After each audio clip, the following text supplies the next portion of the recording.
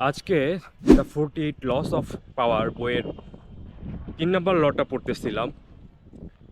তখন যেটা মনে হলো, এটা একটা ডার্ক সাইকোলজি, যেটা সফল মানুষরা খুব ভয়াবহভাবে ইউটিলাইজ করে তাদের দৈনন্দিন জীবনে।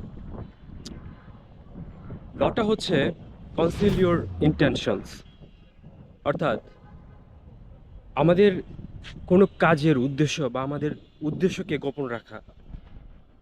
আমরা যারা স্বাভাবিক মানুষ আছি, এটা হিউম্যান নেচার থেকেই আমরা হচ্ছে আমাদের কোনো পরিকল্পনা গোপন রাখতে পারি না। আমরা হচ্ছে সহজ মনস্তাত্ত্বিকভাবেই এটা শেয়ার করে ফেলি যে কারোর সাথেই। আমাদের উদ্দেশ্য, পরিকল্পনা, ফিউচার প্ল্যান বা হচ্ছে আমাদের অনুভূতি, যখন আমরা এইগুলা রিভিল করে ফেলি, যাদের কাছে রিভিল করে ফেলি তারা হয়তো এইগুলাকে খারাপভাবে আমাদের বিরুদ্ধে ব্যবহার করে। সফল মানুষরা কিন্তু এটা করে না। সফল মানুষরা সবসময় এটা গোপন রাখে।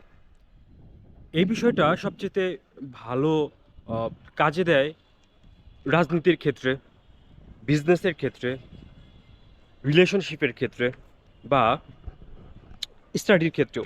কিভাবে? ধরেন, আহ, আমরা কোনো রাজনীতি দল বা কোনো রাজনীতিবিদের ভবিষ্যৎ কি পরিকল্পনা আছে, এটা আমরা কখনোই কিন্তু জানতে পারি না। আমাদের সাথে এমন কিছু আচরণ করা হয় যেটাতে মনে হয় যে সামনে যা ঘটতে যাচ্ছে সবই আমাদের ভালোর জন্য ঘটতে যাচ্ছে এবং সবই আমাদের মঙ্গলের জন্য ঘটতে যাচ্ছে।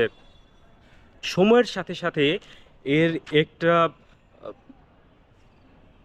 খারাপ দিক বা তার যে উদ্দেশ্য, সেইগুলা আমাদের সাথে ফুটে ওঠে এবং তার যে মেন গোল ছিল সেটা কিন্তু অ্যাচিভ করে ফেলে। বিজনেসের ক্ষেত্রে কী রকম হতে পারে?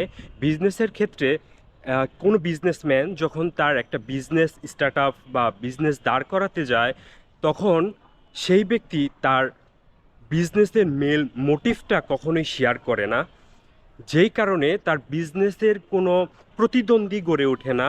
সেই ক্ষেত্রে তার বিজনেসটা দাঁড় করানো খুব সহজ হয়ে যায়।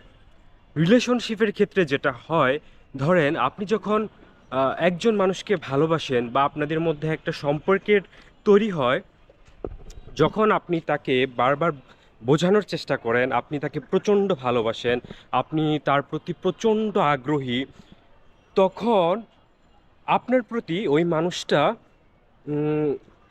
ইন্টারেস্ট হারিয়ে ফেলে। আপনার প্রতি তার ওই আবেগটা কাজ করে না। আপনাকে হচ্ছে তখন সে মূল্যায়ন করবে কম, আপনার কথার প্রায়োরিটি তার কাছে কম থাকে। এই রকম চলতে থাকতে আপনার হচ্ছে রিলেশনশিপটা তখন আর কন্টিনিউ করা সম্ভব হয় না। স্টাডির ক্ষেত্রে কেমন হয়? যখন আহ, ধরেন আপনার ক্লাসে যখন আপনি ফার্স্ট বয়ের কাছে যাবেন, সে কিভাবে তার পড়াশোনার প্ল্যান করে, কিভাবে সে পড়াশোনার প্রতি আগ্রহী থাকে, কিভাবে তার পড়াশোনায় আরও বেশি ফোকাসড হয়, এই বিষয়গুলো যখন তার কাছে জিজ্ঞাসা করবেন বা পড়াশোনার বিষয়ে যখন তার কাছে আপনি পরামর্শ চাবেন, সে আপনাকে কখনোই বলবে না সে সে কীভাবে পড়াশোনা করে, কি করে, তার উদ্দেশ্য কি, সে কোন অধ্যায় শেষ করেছে বা পরীক্ষার জন্য কিভাবে প্রস্তুতি নিচ্ছে। এইগুলা প্রত্যেকটা সফল ব্যক্তি করে থাকেন, এই 3 নাম্বার লটা ইমপ্লিমেন্ট করে।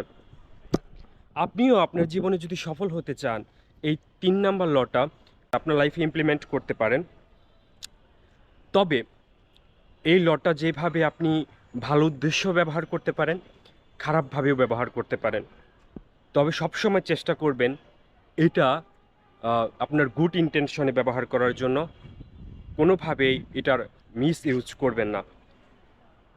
সমাজে খারাপ মানুষ যেমন আছে, ভালো মানুষও ঠিক অনুরূপ আছে।